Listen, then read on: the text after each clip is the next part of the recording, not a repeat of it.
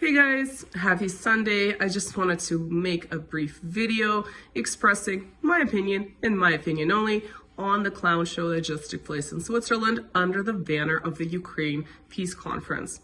First of all, it's not unheard of to have a wartime conference without including the opposing side, like Russia was excluded from this particular conference. But in such cases, and we don't have to go further than World War II with Tehran and Potsdam and Yalta, in those cases, these were explicitly wartime conferences that were seeking the unconditional surrender of Germany and Japan, respectively. They were not about any kind of negotiations. They did not use the kind of nomenclature that the so-called peace summit did in this case. And so the general public is on the surface left with the impression of rainbows, butterflies, bunnies frolicking in the fields of daisies, instead of effectively prolonging a war that has now been raging for over a decade. The other part of this PR effort was the fact that over 90 countries participated, and some organizations did too. So effectively, this looks like, on the surface,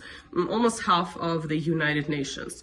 But if you go beyond the surface-based impressions and what seemed like an international effort, you'll see that China, a huge international player, did not participate at all, in addition to the exclusion of Russia, but also the BRICS founding members, India, Brazil, South Africa, did not sign the final provisions. Neither did a number of other countries, including a major oil giant like Saudi Arabia.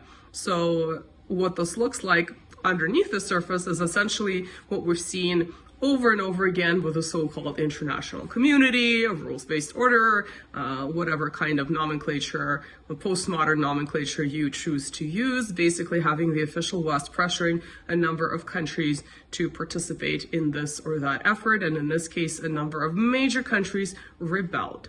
So that was unsuccessful as well. The provisions themselves, or some of the provisions, sounded lovely on paper: food security, respecting the territorial integrity of Ukraine per UN charter, but of course at the same time ignoring the other major rule of the United Nations, and that is the self-determination of the people, such as the people of Donetsk, Lugansk, and the fact that they had now broken away over 10 years ago from the oppression of the Kiev regime. But beyond all that, there is also the situation on the ground. As things are now, there is no way for Ukraine to win the war unless its foreign backers participate too, and in that case, there is a possibility, a heightened possibility of a nuclear exchange. And for those of us who do not have bunkers, which is most of us, we really would love to avoid that type of scenario. So beyond that, because it's impossible for Ukraine to win, we can go back and remember that Ukraine's best chance at peace, well, first was the Minsk agreements that were extremely detrimental to Donbass, but we know those agreements were undermined, and subsequently Hollande, Poroshenko, and Merkel have made statements that they were basically used to arm Ukraine and buy time. The second chance for Ukraine to have a reasonable settlement was in 2022. That particular agreement was allegedly undermined specifically by Boris Johnson, and that agreement was extremely detrimental to Russia. But even that was not good enough.